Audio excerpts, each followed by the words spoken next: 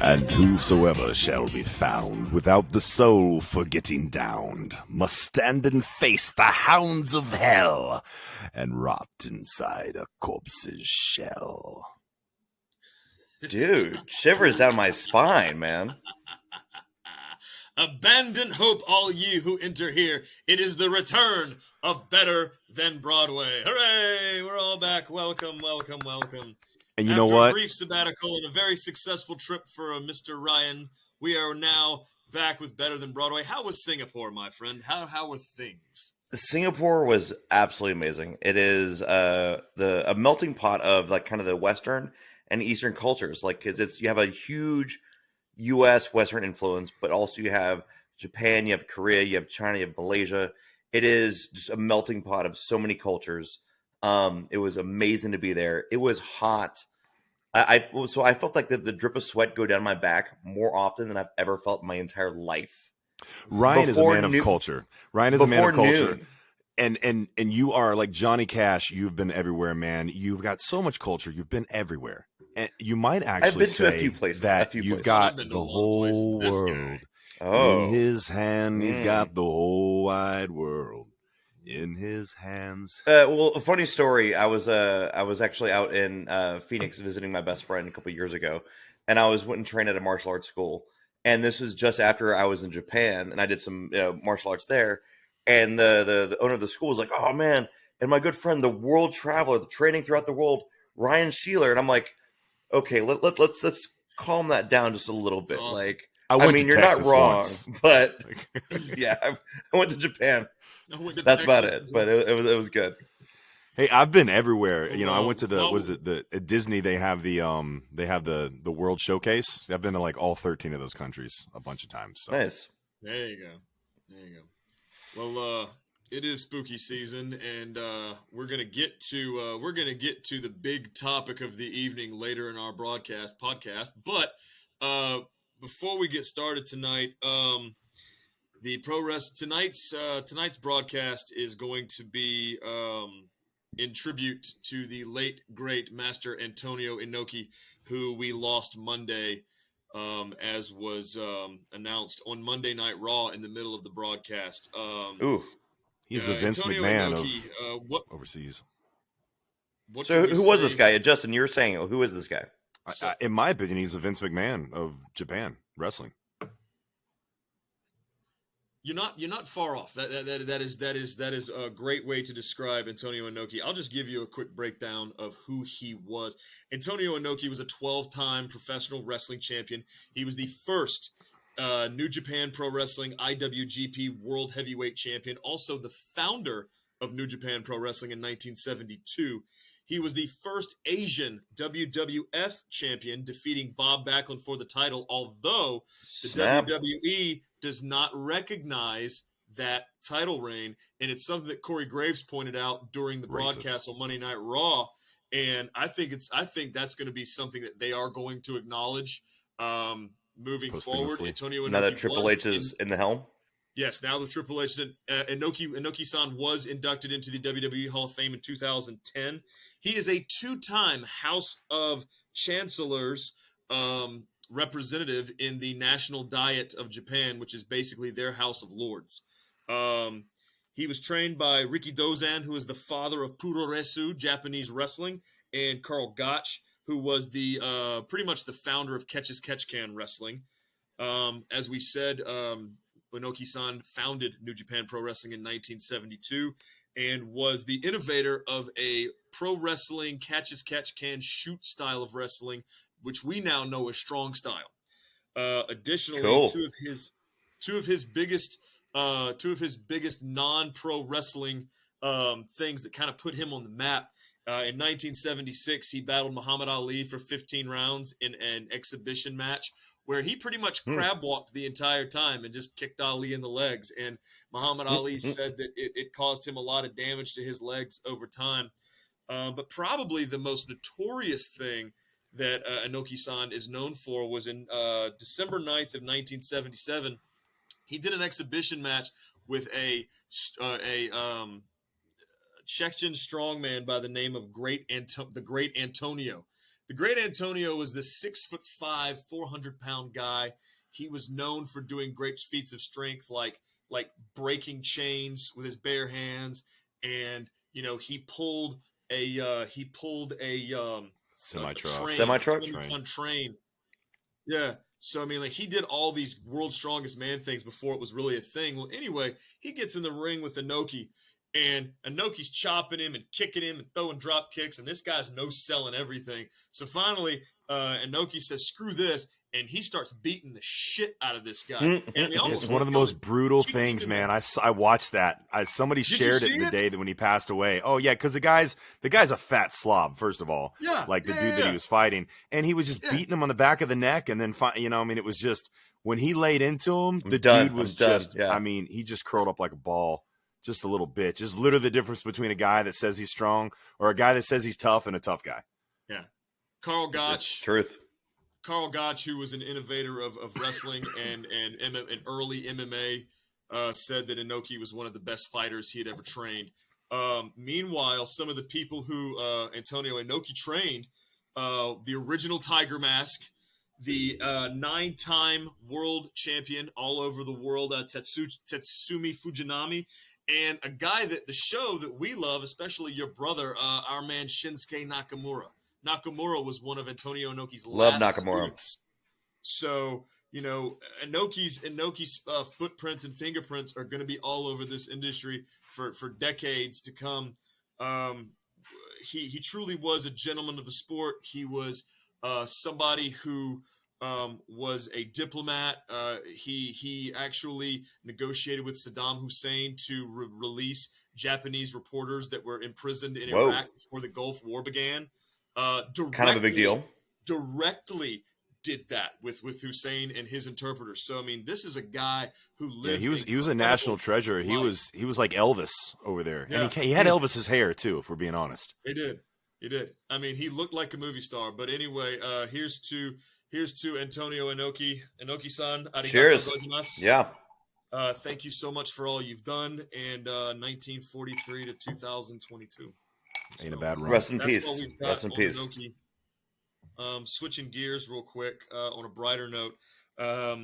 This was a truly remarkable week for professional wrestling. And what are you talking about? It really the world moved on while I was out of the country. Yeah, it really boils down to the last 3 days, pretty much Friday and Saturday. I don't want to really get into a whole lot of details of kind of what happened. Nothing really happened. Nothing really happened. I mean, you didn't miss anything, Ryan.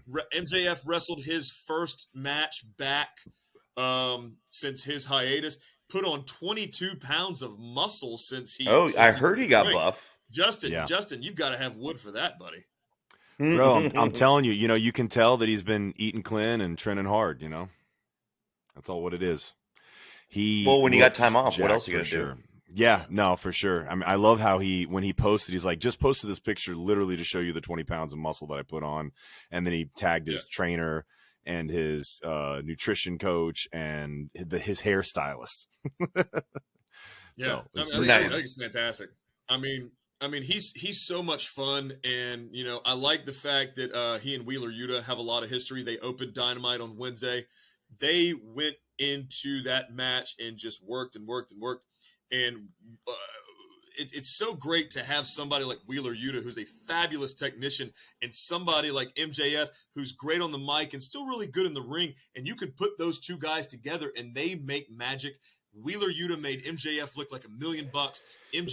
Wheeler Yuta looked great after the match. And as they feigned as they were going to shake hands at the end, here comes the henchman led by Stokely Hathaway to take Wheeler Yuta out. And then, of course, MJF gets pissed. He's like shoving Lee Moriarty, saying, I didn't ask you to do this, I didn't ask you to do this. So I like the fact that he's kind of got that respect, because it's very uncharacteristic of MJF. But, it's going to be fun to see where this goes. Your thoughts? Ryan, you want to go?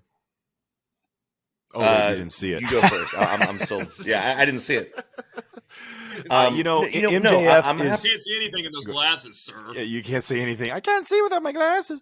I think that MJF is just as good with his in-ring psychology as he is on the microphone. Does he do the flips and stuff? I don't know. Maybe he can, but he doesn't need to. It doesn't suit his style or whatever. But he is just as good with his in-ring psychology as he is. Almost to the point to where when you first watch any of his matches, when they first start out, you kind of almost get a little bit upset. You're like, oh, what's this guy isn't special, this and that. And then you realize like, oh, he's doing this on purpose. He's trying to piss me off as a viewer. And then you start to see the small little things come in where he's just literally like something as simple as him. Wheeler Yuta went to go jump from the top rope and he just lazily rolled out of the way. And he did that like 3 times throughout the match. And it was this long-term storytelling throughout the match. And then finally, he does it one last time. And Yuta's like, fuck you. And he jumps all the way across the ring, showcasing his athleticism.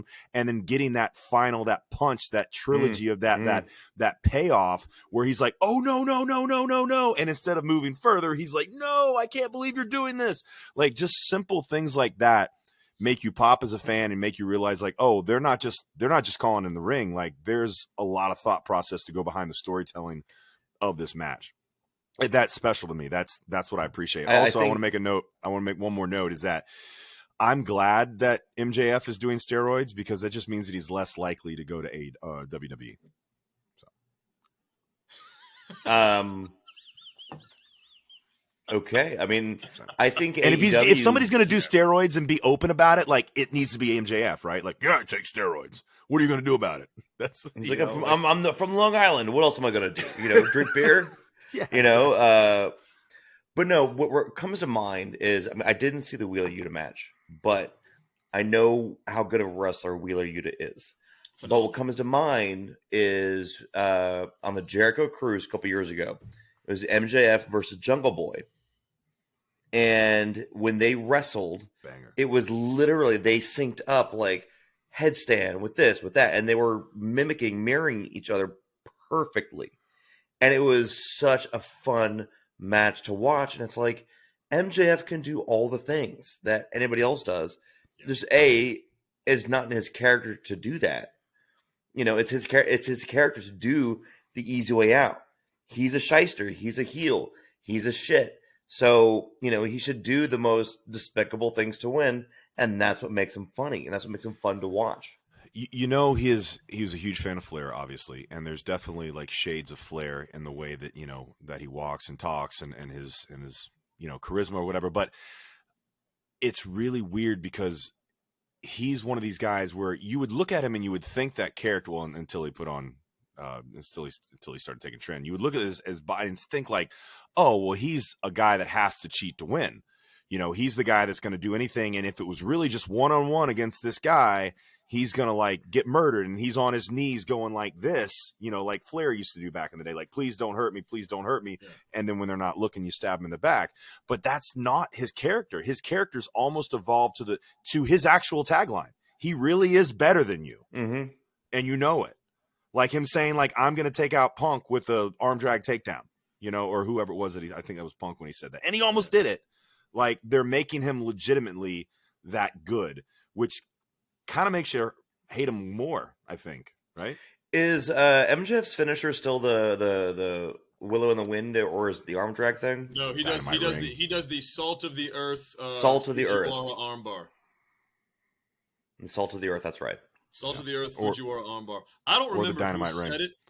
I don't remember who said it, but somebody said a great heel is better than a good face, and that's 100%. So yeah, well, so true. 100%. You look at. I mean, I know we talk about MJF all the time, and why not? He is like you said, Justin. He is that good. He's better than you, and he knows it. And he won that match clean. I mean, no interference, no fuckery, no foolery. He won the match. I mean, yeah, he did some underhanded shit to win, but nobody. He didn't have to do a low blow. I mean, yeah, he knocked the guy down, knocked Wheeler on the ropes and crotched him. But I mean, that was really it. I mean, there was no pokes to the eyes, there was no kicks to the groin. There's nothing. I mean, he just outclassed him.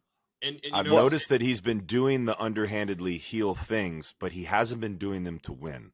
Specifically, if you watch his matches, he wins clean. He does them in the meat and potatoes of the match, but that's never how he wins. Yeah. And I think that almost makes you pissed off more. Like, oh, Yeah. he really beat this guy. good. Like, and that's what I love about MJF or the new or heels in AEW or love and hate is that it seems like if you're a heel in AEW, you're never going to win unless you have outside interference, and that bugs me a lot. Like, I would love to see Britt Baker just own somebody. I would love to see Andrade just beat the shit out of somebody. But they've always they always do well. With Sammy Guevara. I hope. yeah. But it's always like, oh, they only win because someone else comes and helps them. Yeah. Like you appreciate heels more when they are better than someone else. And then the other person's got to rise to that occasion. Like, for instance, Hangman and Kenny Omega. Kenny Omega beat him multiple times, and he had to go away, do some fucking weights, come back, drink a milk, not a beer, and he went back and he smacked Kenny Omega. Yeah. Yeah. Evil I think heels need to win clean more than they need to win dirty. sometimes I think so. And I agree with you on everything except for the Britt Baker thing. I will say, I think that they have let Britt Baker be a badass much more so close to actually MJF, especially after her match with, his match with Hikaru Shida. Like Thunder she's Rosa. been, Thunder Rosa. She's beating the shit out of these girls. Amazing. Yeah. She's beating the shit out of these girls, and she showed her grit. And hasn't just won heel, but you're right. For the most part, a lot of heels is they're going to lose or they're going to win because of interference, because of cheating, because the ref didn't see something, blah blah blah, whatever. But I like the mix. So what's next? I don't mind them getting a low blow while the ref's not looking. No, I don't mind them getting a low blow or cheating when the ref's not looking. I that's part of the game. What bugs me is they have to have people come help them. And that's it's all about what you're trying to portray as that character, and it's also plays within the rules. What are the rules of the game? And speaking of rules of the game, we have very specific pay-per-view that happened this week, and a very big pay-per-view where it wouldn't have mattered if they did a low blow in any of these matches because none of the rules really mattered because they were pretty extreme. Rob, you want to talk about that? We will talk about Extreme Rules, but first I want to go back to Friday at Bound for Glory. That is Impact Wrestling's biggest show of the year. I forgot about Impact. We got to do Impact. I'm sorry. Damn, that was a good segue too. Shit. Yeah, no, it was a great seg. We'll fix it. Post that. Edit that. No, shit. We run live. We're doing it live. You gotta read my show notes. God damn it! You gotta read the show notes. That's the thing. I actually read the text and I'm out of it, man. I'm on amoxicillin right now. You're fine, buddy. I really do appreciate you being on with us tonight. And I know you don't feel well, but anyway, Bound for Glory, Impact Wrestling's biggest show of the year. A lot of good stuff going on there. A lot of great matches. Josh Alexander defeated Eddie Edwards to retain the championship. Jordan Grace defeating Masha Slamovich, who at the time I do believe was undefeated, not anymore, and she's still the champion. But for me, the highlight of the night was AEW's Frankie Kazarian defeating Speedball Mike Bailey to win his 5th X Division Championship. And Frankie went to Twitter this morning and said, number 1, Speedball Bailey is the fucking man. His words, not mine. Number 2, BFG was awesome. Number 3, 4,159 days in between title reigns. I am not defined by initials of wrestling companies, new X champ. So here's a guy who has not been the X Division champ in 11 years. Think about Impact Wrestling, NWA, TNA, Total Nonstop Action Wrestling, the whole company. They're 20 years old this year. They started in 2002 after WCW was bought by WWE. So I remember that. It was them and Ring of Honor. It was all we had for independent wrestling.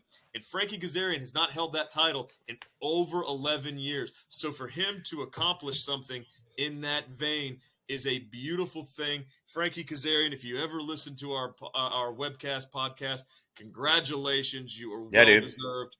And Ryan, go ahead and give us a chat while Justin fixes himself. You okay, buddy? I'm back. I had to turn the fan on. It's hot in here. Okay. It's so hot. yeah, just go. Highlight of the night, Frankie Kazarian. Can I ask a question about Frankie Kazarian? Please do it. Can I ask about Frankie? why hasn't he? Because everybody celebrates him so much, right? And he's almost like, I mean, he's a Chris Jericho of sorts as far as his longevity and the lack of injuries that he's had, and just his in-ring, work rate, and But I feel like, I mean, he's just been a worker his whole life. He's never really been, big in any really really big company. Why is that? Is it his mic skills? Is it his look? Is it because his voice is a little country? Like, why? I mean, it didn't hurt AJ Styles. No. I just, can either one of you guys put a finger on why he hasn't been a bigger star? I like him. I just feel like in AEW, he never had a good gimmick. So I think it comes down to me. Mic skills are more important than in-ring skills. If you're funny and you talk some good trash, people will tune in, and then your in-ring skills will elevate. And every time I've heard Frankie Kazarian, he's performed beautifully. I love his style. I love his jump off the rope, the jump off the rope leg drop. It's unique. It's his. I don't see it anywhere else. But when I hear him on the mic, it's just not. It's not as crisp. It's not a Chris Jericho. It's not a Ric Flair. You have to say things that are just hysterical or really cut to the bone that I don't hear. If I were to pick out one thing, Frankie Kazarian is as good as anybody else in the ring. Then, now, forever, using the old WWE together. tagline. But if you look at his career, as a whole, he was a member of Fortune with AJ Styles, Bobby Roode, James Storm, all those guys. He was the guy. But he was the second or third guy because AJ was the leader. You look at a guy like AJ Styles, who is phenomenal, pardon the pun, in the ring, and he has pretty good mic skills. Look at a guy like Roman Reigns, who's pretty good in the ring. He ain't Frankie Kazarian, but he's pretty good in the ring. But he can talk, and he's big, and he's got a presence. Frankie Kazarian has a lot of tools, but it's like Ryan said, we are living in a day and age where people want to be entertained by what you have to say. And in a lot of ways, it's the Kennedy paradox, where a lot of how he looked and what he said was more important than how he said it. So, JFK could say anything, and people just went bananas.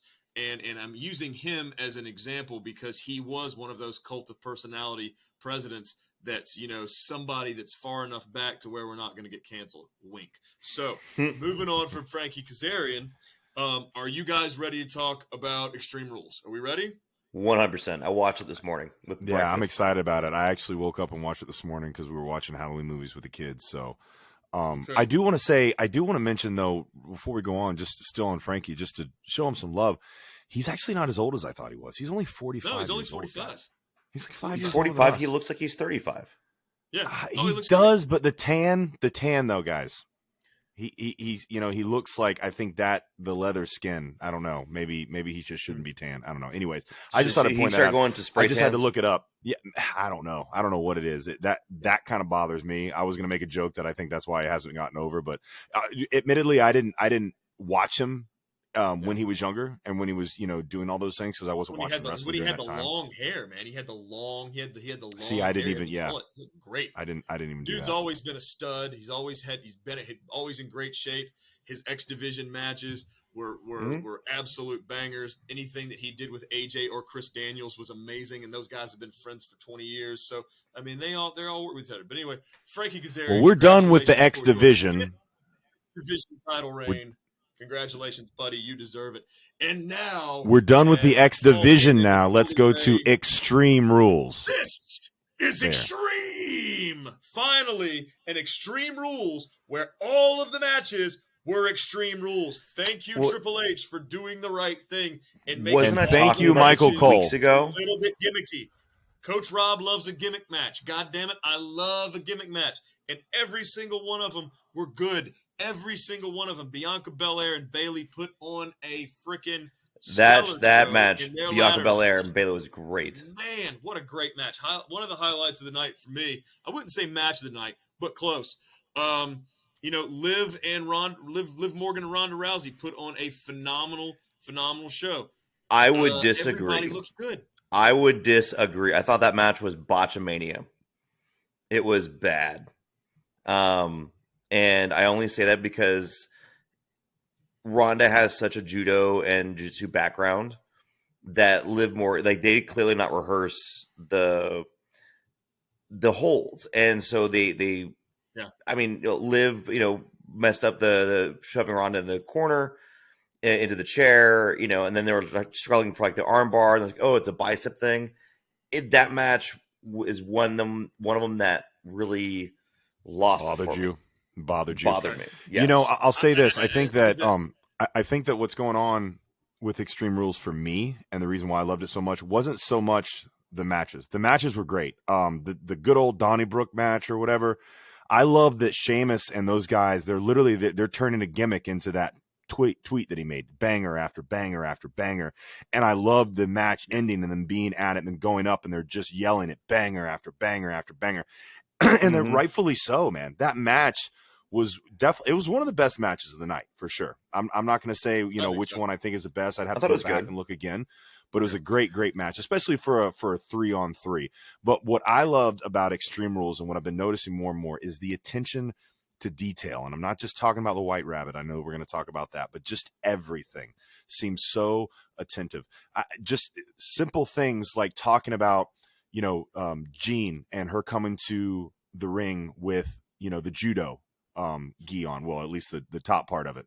And then when she takes it off and she has on her outfit says submit and obey and consume on it. Like They Live, which is Rowdy Piper's movie, which they then segue because it was by John Carpenter. They then segue to do a promotion for the Halloween movie, John Carpenter's Baby, right after he made a comment about that. Is very clever. Like just little stuff like that. I'm like, man, and Michael Cole was absolutely on fire last night. I saw a meme the other day. It's like, or this morning about like Michael Cole calling the Finn Balor versus Edge match last night. And it's like Wilt Chamberlain, 1963, 53 rebounds, 47 points. Just like he's just going off on all this shit.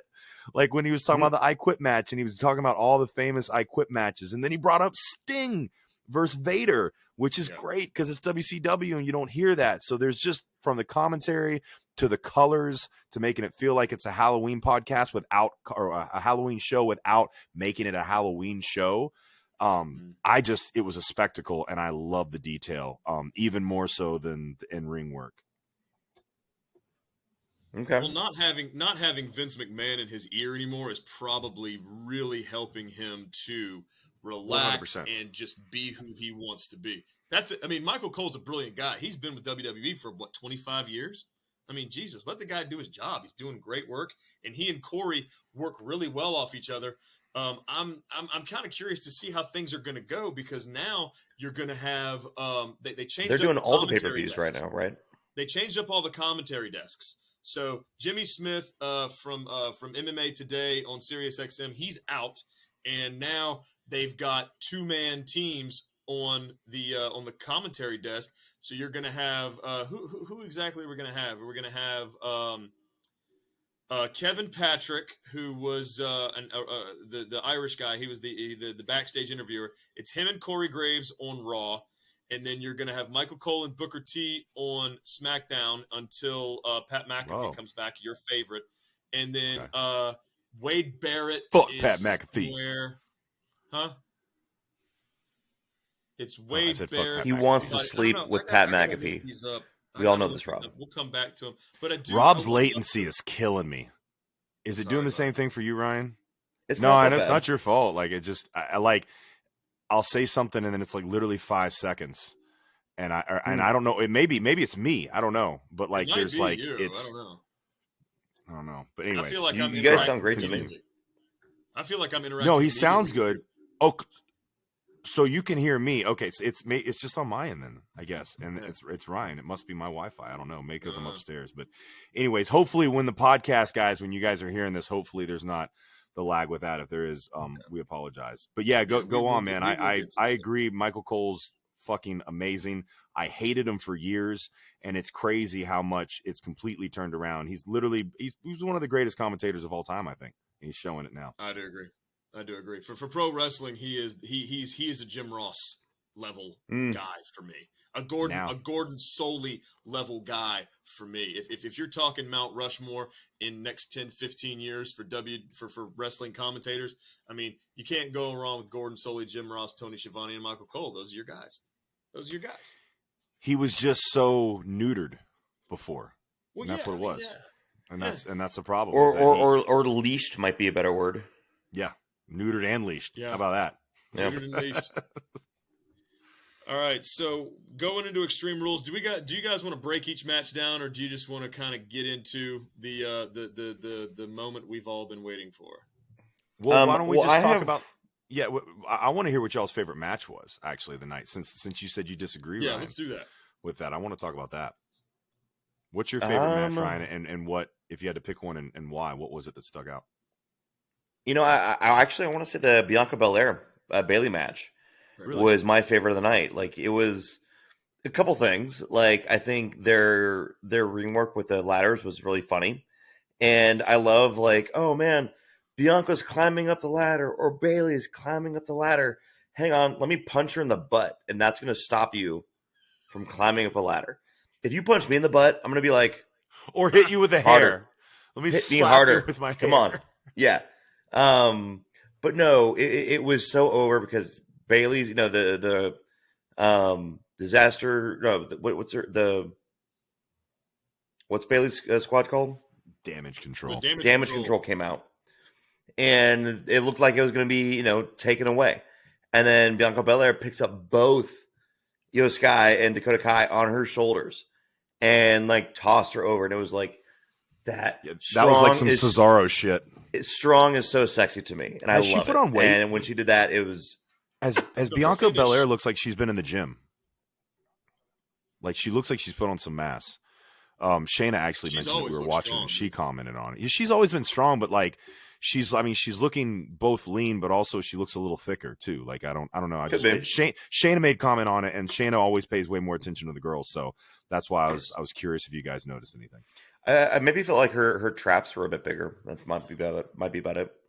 I did really love the finish to the match where Bianca picks up the ladder and Bayley and gives her the KOD onto the ladder, and then she powders out and it's just clear up the ladder. I thought that was a nice way to wrap that match and to keep. I mean, Bayley looked strong, Bianca looked strong. Obviously, it wasn't Bayley's time to get the belt, but I mean, Bianca Belair is phenomenal, and I think she needs to be the champ for a good long while. I have my favorite match. Mine was the I Quit match, but Justin, I want to hear yours before I get into mine. Well, you don't want to hear mine because I think I agree with you. Okay. I think I agree with you because, you know, all the in-ring work was great. The Donnybrook match stood out to me just because I didn't get a chance to watch a Gunther or whatever from that 5-star match that he had with Sheamus. So I was looking forward to that because there's some hype around it. I don't know the other guy and the Brawling Brutes that well.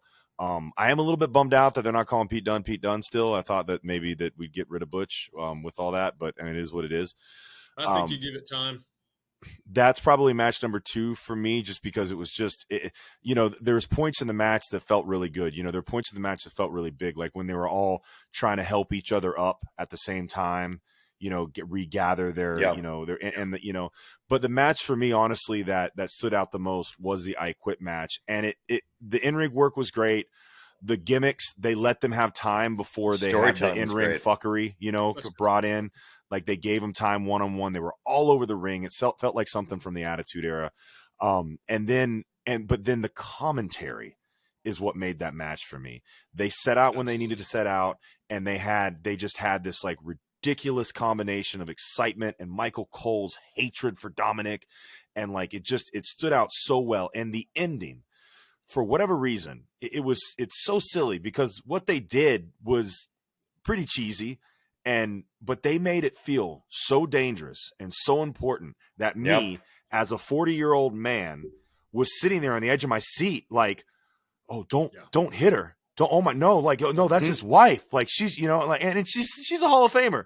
Like, she's a wrestler, but like, I'm like, no. And like, it was so brutal And then, and then they did the heel, like did it anyways after he gave up. And then everyone sold it so well. It felt so dangerous and evil, and just watching it, it was real. Like I had emotions, and Cole, his emotion afterwards, just the simple things that they were saying, like, get somebody out of here, get somebody out here. Like he had so much urgency in his voice. It just felt another level of realistic than I guess we're oftentimes used to in wrestling. And so for that alone, I think that's why I pick it.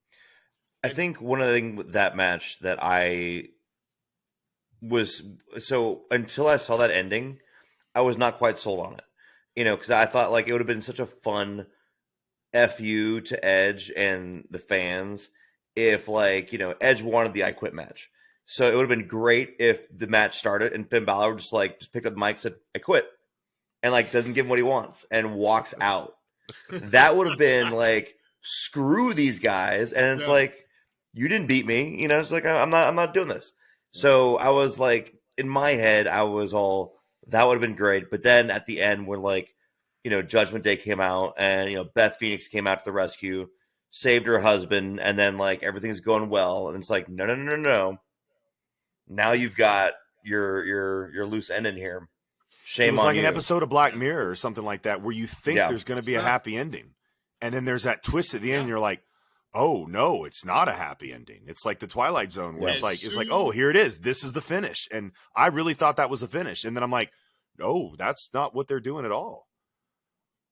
As soon as Beth got involved, the match changed for me, because I'm thinking, okay, he's got that piece of metal from the chair that he's going to put in Finn's mouth. But here comes Rhea. Here comes, as soon as Beth got involved, I thought to myself, you know what? I said, damn, Edge is going to quit. I said, something's going to happen. Rhea is going to get a hold of Beth, and Edge is going to be forced to quit, and then it's going to happen. And it's just what you said, Justin. Clearly, y'all's sentiments on this mirror my own. It's what Justin said. It's like he got emotionally invested in the story, and he got emotionally invested in the commentary and in the movement of the matches, the pacing, everything, all the little minutia of the details. When Edge, when Edge low blowed Dominic after shaking his hand, coming full circle. That was a great low blow too. He didn't even hesitate. It wasn't like saying, yeah, you get what you deserve, you little bastard. Like he's just Dominic's Judgment Day. It's Dominic's Judgment Day, and then Ray comes out, and Ray gets beat down, and then everybody's involved. And typically, a gimmick match will end the feud. Typically, a gimmick match ends the feud. Oh no, it's not done. It's so not done. This ain't done by a long shot, and that is wonderful television for me, because as someone who has been a huge fan of Edge forever, and someone who has been a big fan of Finn Balor since he was Prince Devitt in New Japan, and him doing the demon makeup and he did the Joker makeup and all the other stuff, and he was the Rock and Rolla, the last Rock and Rolla junior heavyweight champion in New Japan. He's fun. He's fun to watch. So he's our age. Those guys. Is that what the prince on his pants with the C? He was Prince Devitt. So tell me about that. What is that? What is that? So in Japan, his name is Fergal Devitt. That's his real name, is Fergal Devitt. But in Japan, he was known as Prince Devitt. That was his name, Prince Devitt. So now that he comes out to the ring, he's no longer the prince. So he's put the X through the C, which I'm not 100% sure why they did that. So now he's just Prime? Yeah, probably. So anyway, or maybe that was part of the club. Yeah, C of the club, maybe, because he was the originator. Ryan, if you didn't know, he started the Bullet Club with the Young Bucks. Yeah, the Bullet Club was originally him and the Young Bucks. Yep. It was Carl Anderson and Tama Tonga, the Gorillas of Destiny, Tama Tonga, Tongaloa, and then Bad Luck Fale, and then Luke Gallows and the Bucks came in. Those were the five. After that, the Bucks came, and then Carl Anderson brought in Doc Gallows, who was in WWE as Festus at the time. Then he came over, and then that's when he left, and they inserted AJ Styles into the Bullet Club as the leader, and then Kenny Omega kicked out AJ Styles when he went to WWE. We should do a whole show on the history of Bullet Club. That would be a lot of fun. That'd be great. But that's for I'd be down. That's for later. But anyway, going back just real quickly to this I Quit match. When usually a gimmick match is the end of a feud, this thing is far from over. I'm really looking forward to Monday night and seeing how this is going to progress. Obviously, you think Edge it's going to end with TV. Beth and Edge versus Rhea and Finn? I think it's going to end with something. I think it's going to come to a head at Survivor Series. I think they're going to bring Beth back. I think you're going to see it head at Survivor Series because you're going to have Judgment Day and you're going to have Ray and Beth and Edge and somebody else. Maybe AJ Styles, who knows? Maybe Riddle. Riddle's going to need something to do after he gets away. Now that he and Seth Rollins are pretty much done, he's going to have something to go to. I don't know who the fourth is going to be for that Survivor Series match, but unless you incorporate Edge and Beth versus Rhea and I almost said Punishment Martinez because that's his name, Damian Priest. So who knows exactly how that's all going to go, but I'm really, really, really excited for Monday. But the biggest reason that we are excited about Extreme Rules, not the matches, had nothing to do with the matches, had everything to do with the culmination of weeks, if not 2 years. In July of 2021, Bray Wyatt was released from WWE, and last night he was, I don't know, they didn't have anything for him, and it was just time for budget him to go. cuts, kid. Vince didn't believe in the character anymore, and he just thought it was time to go. And so for about a year and a half now, we've had Wyndham Rotunda, which is Bray Wyatt on the internet, just putting weird shit up on the internet and just being esoteric and being eccentric and just kind of doing his thing. Meanwhile, you fast forward to last night, the show's over. Riddle's walking out of the ring. They were rolling the credits. They're rolling the credits, and everybody's like, "What the hell's going on?" Are we still on, guys? And then it goes. Corey, are we still on? It's dark. Are we still on the air? Are we still on? Yeah. Are we on the air right now? It was great. And then everybody's got their fireflies, and then you see Huskus. And let's just start talking about like, hey man, so we're going to the bar later, right? You see, well, they did in the Donnybrook match, remember? Yeah. And it was cool because if you watched the whole show, there was that little bit at the beginning where they had the 8-bit rabbit. That was amazing. You know what that was? So this is, I give you a little bit. That was straight from a show or from a video game called Undertale. And they've done a lot of different excerpts and different things of it. It's also called Deltarune, which is just Undertale but spelled differently, like it's the same letters in it. And they've done it a bunch of different. My son was obsessed with it so much. I actually made him his desk. I make furniture or whatever, and I made him a desk that with all the Undertale characters on it and like laughing on top of it.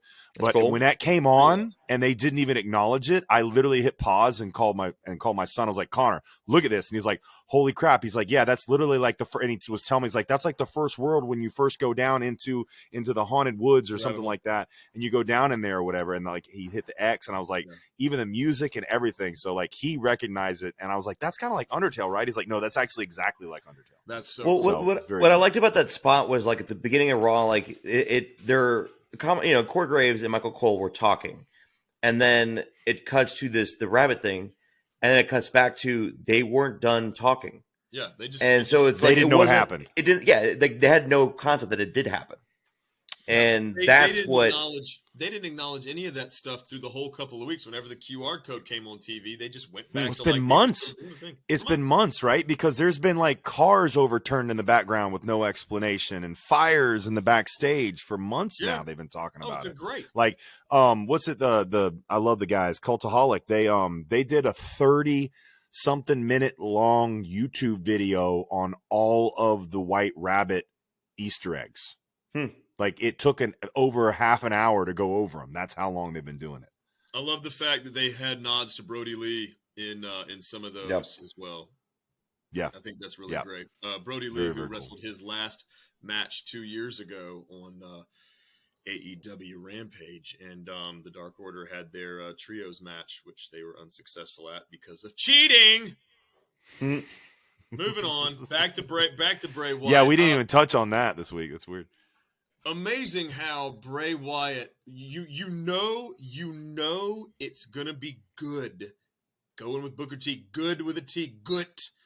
When a wrestler returns after a long hiatus, comes out, doesn't say a single word, and the whole arena, the whole world is He's going apeshit.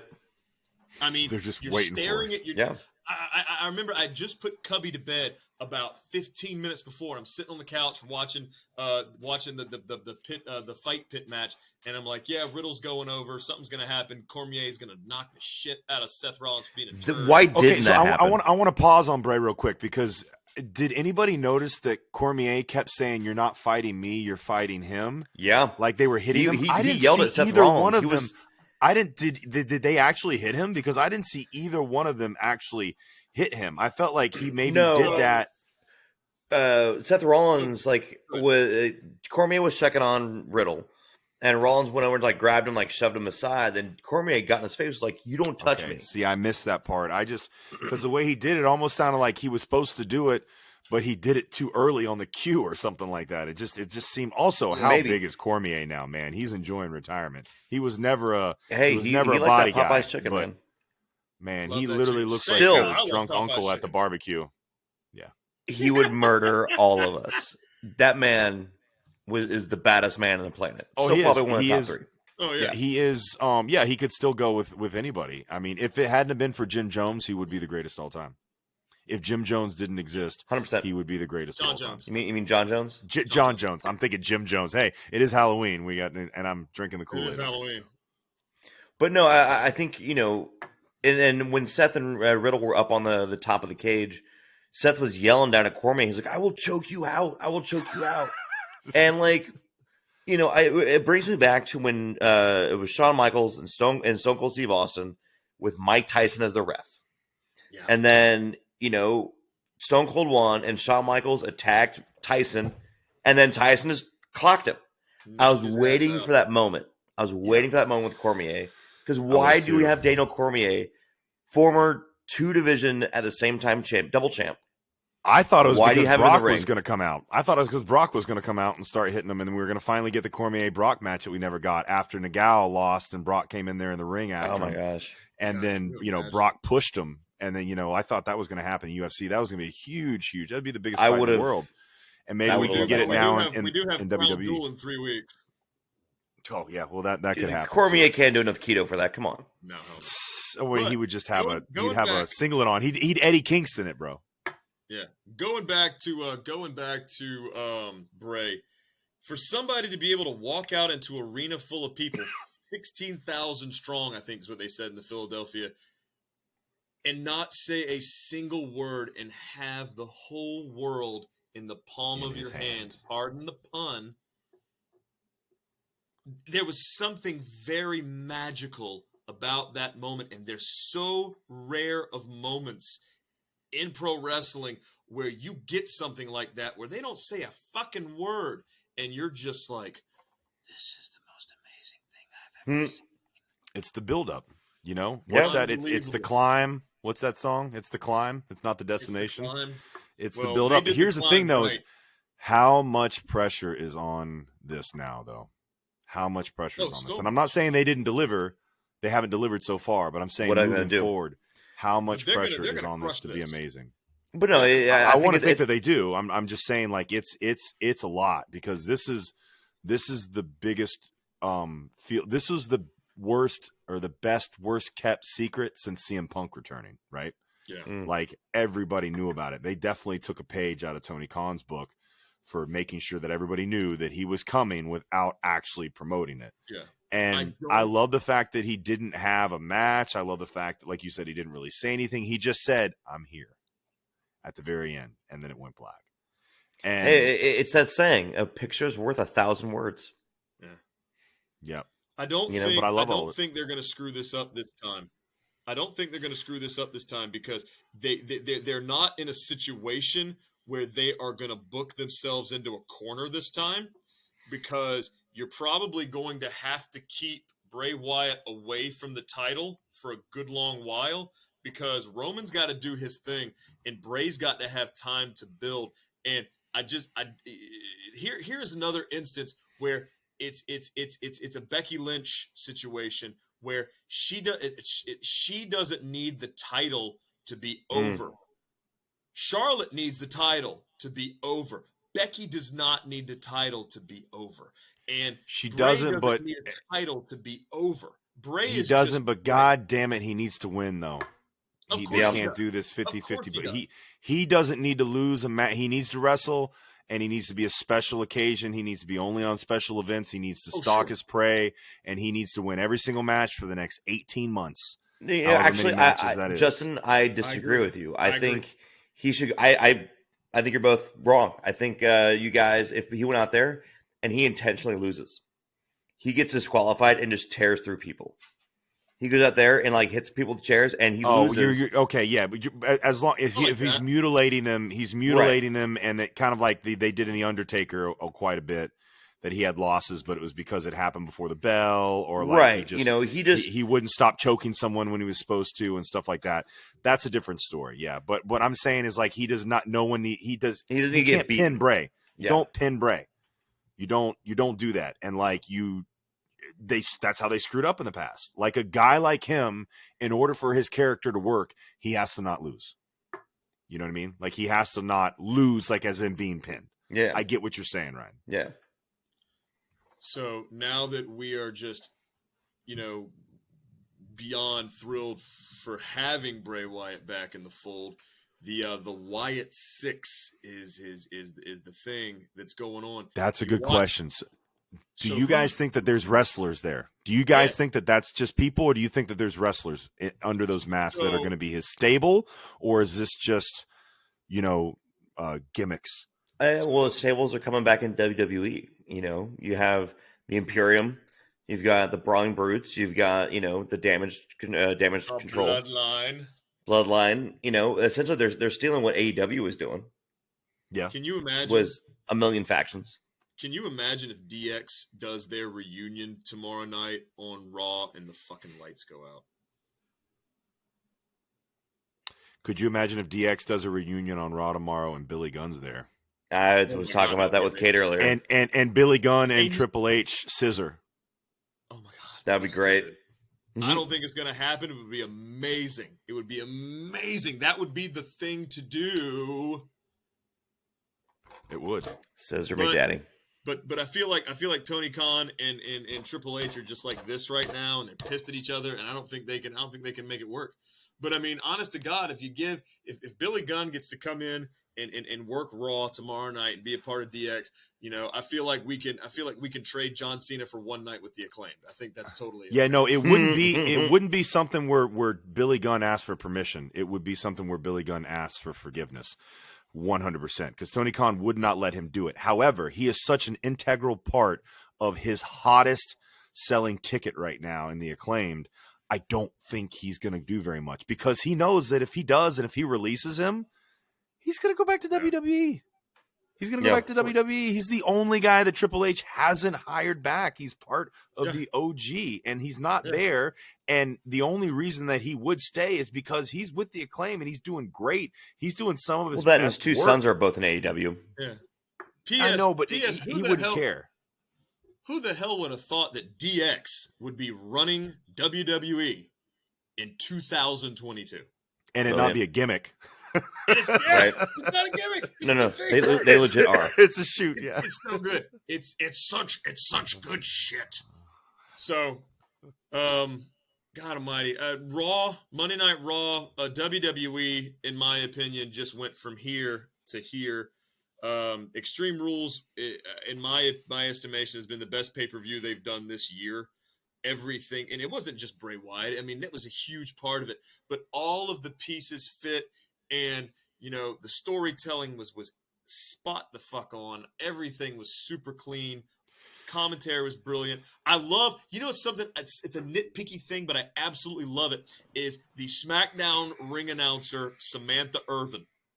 Whenever Imperium come out, she always, she changes her voice when she says their names, she's like Ludwig Kaiser, Giovanni Vinci, and then she goes Gunther, and then she's like Imperium. Like she just, it's to me, it gives that, and you've heard it. I know you've heard him do it, but it gives that stable just this much more. Like it just gives them that little extra because. I mean, not only are they coming out to Anton Dvorak's, New World Symphony, that's his theme song that they've remixed, but I mean, it just makes it so much more. It just makes it bigger and magnanimous, and just to me, it gives them that much more credibility as wrestlers. I dig it. Yeah, I love it. I like the Imperium. I've been trying to watch more and more WWE, and it's easier to watch WWE now because it is a lot better. Raw is still really a lot to take in. 3 hours is difficult to. It's a lot, no matter how good it is. To grab your attention just to watch. Like I'll tell you what. Time. The only complaint that I had that's in my mind, and I don't know if it's a complaint or not. It's just kind of weird to me. Did they use that cage for the pit fight? Is that an NXT gimmick with the catwalk up top? So that's where the fight pit started. That was a match that Matt Riddle and Timothy Thatcher developed. That catwalk is fucking stupid. That catwalk is fucking stupid, and here's why. Yeah, but the cage is supposed to be made to keep you in, and it's supposed to be made to be this part of it, right? But the reason why it's cool when people do stuff on the cage is because they're not supposed to be up there, right? It's like, hey, get down from here. You're supposed to fight in the ring. You're not supposed to be on the cage. That's crazy, man. But when you put a logo with a catwalk that's 3.5 feet wide on it, it just takes the extremeness out of it. It doesn't feel like fall. It sounds like but then there's a whole the one side, even if they had it and they didn't have an outside to it to where they could fall on the outside, that would be a little bit better. But there's literally a safety guard on the outside. So the only place you can fall is in the ring. And of course, yeah, I know it's whatever. It's still going to hurt, but it's just stupid. Rob, go ahead. I'm sorry. Three questions. What makes Hell in a Cell different from a steel cage match? The top. You can't get out. What makes War Games different than a steel cage? Well, it's bigger. I'm sorry. Hell in a Cell is bigger because it's outside of the ring. I like the idea that they didn't have ropes in the ring. I thought that was cool. Well, also Hell in a Cell prevents people from coming in.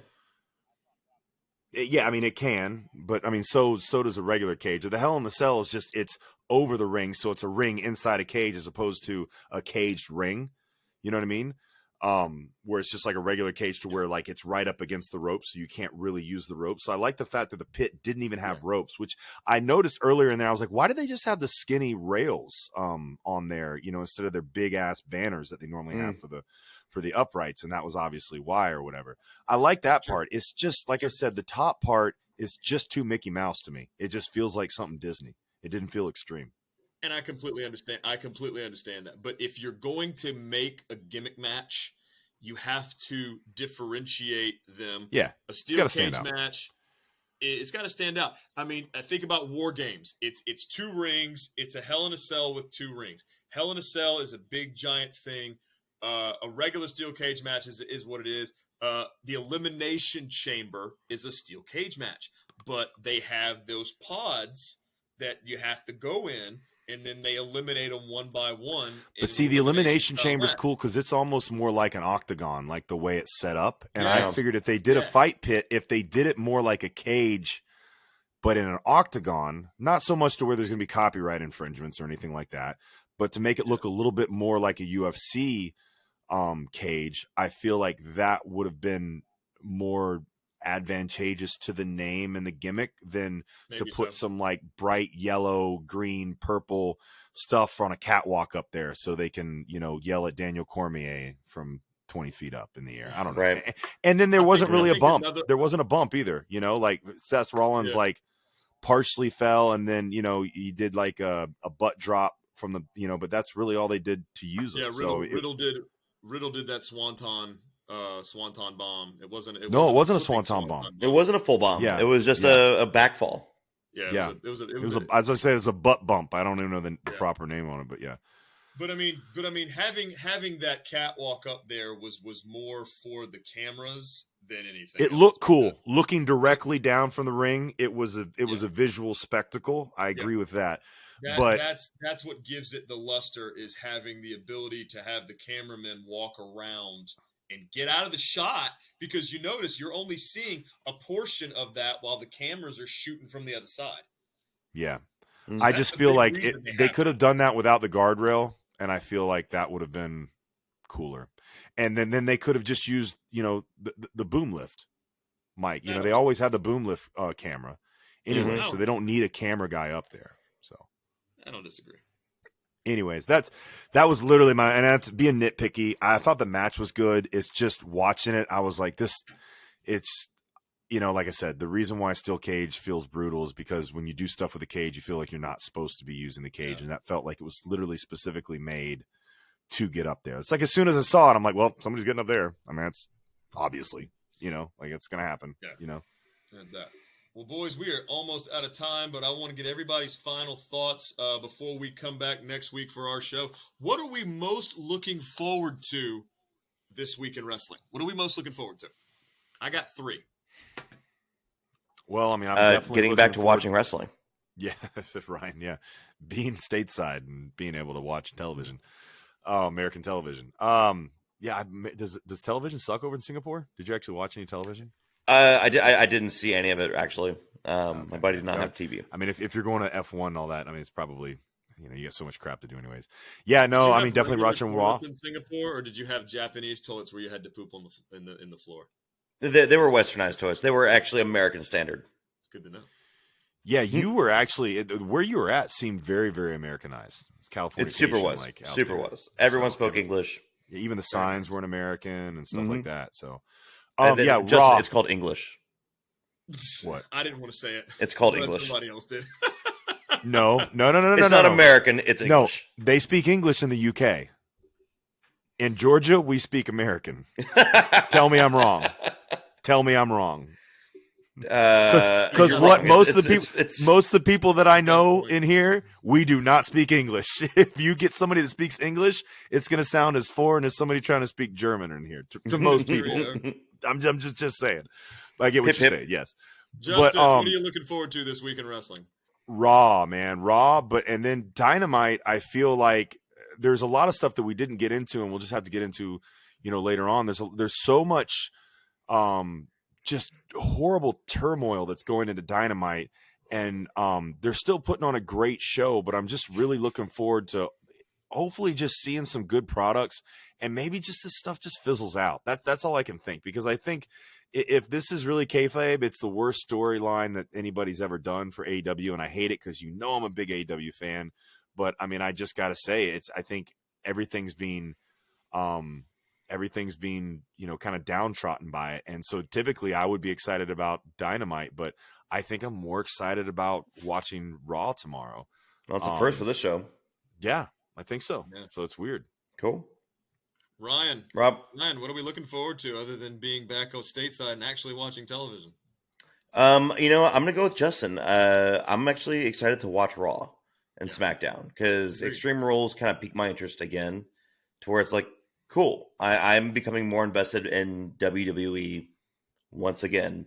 Yeah. In comparison to AEW, like I'll be there for Dynamite, but now I'm definitely watching Dynamite. I mean, I'm excited about MJF. I mean, MJF's going to start being on television again. I'm there for that. So yeah, but no, I'm like, I want to tune in for Raw.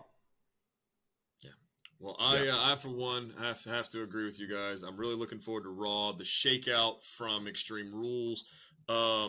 Which really did feel like a very Raw heavy pay-per-view, in my opinion. I mean, yeah, you had Rousey and the Donnybrook match, but these strong matches really felt like Raw matches, even though they did have 3 matches of each. I'm looking forward to seeing what the fallout's going to be with the Judgment Day and Edge. I'm looking forward to seeing what's going to happen with Bray Wyatt. That's obviously, I think hopefully this thing with DX is going to be fun. But over on AEW, Bryan Danielson is battling Jericho for the ROH title. This is the 3rd match in their series. This is essentially the rubber match, and for Jericho, to lose this match, is going to be detrimental to what they're trying to build with Ring of Honor. So clearly, I think Jericho goes over in that match, and it's probably going to be some thievery. It's going to be some bullshit, but it's going to happen. But I'm telling you, one little thing that I'm looking forward to on SmackDown, and I know this is going to sound silly, but the return of LA Knight. Yeah.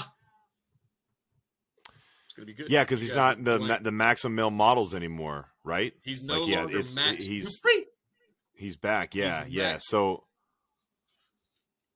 yeah, I think that's going to be good.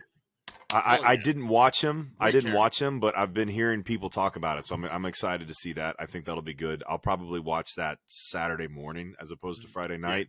But I forgot about the Bryan Danielson and Jericho match. That is definitely going to be one to watch. And Bryan's been on a loss. Like, you know, he's coming in and not looked as strong as he should. I feel as though for as big of a star as he is. And so it's really has me invested in thinking, because like you're right, for what they're doing with Ring of Honor, it doesn't make sense for Jericho to lose right now. But it also just doesn't make sense for Bryan Danielson to lose to Jericho at all. Like he's been losing so much, unless they're going to turn this into a storyline to where he's, you know, got another. God, I don't know. I hope they don't turn into another shoot storyline, because that's created a headache. Just what's real, what's not, and not in a good way. You know what I mean? So AEW has been a headache with all the shit that's going on backstage and on Twitter, and it's just like they need to get a hold of this, because they're going to lose viewership, because people are just going to be like, they don't want drama. Screw this. They want fake drama, not real drama. Well, you've got matches being canceled because of it, and like that's how you know it's like, well, I was excited to see so and so. Now, if Andrade and Sammy end up getting a payoff match for this, and they can make that work, I think that would be great, and that would be something that I'm not saying it would be worth all the other BS around it, but that would at least give you some type of payoff, and it would also almost make you feel like, okay, everything's fine. It was just a little bit of backstage drama that's maybe just airing out a little bit too publicly. But like something like that needs to happen. Like we need to have the Young Bucks come back.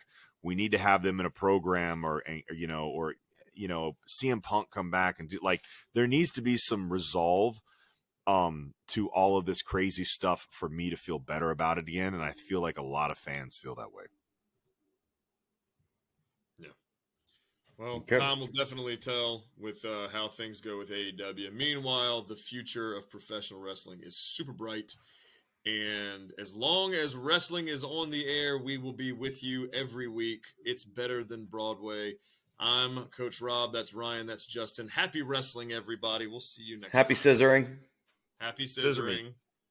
Scissor. Scissoring. See you guys. Scissor me, daddy, dad bod. Scissor.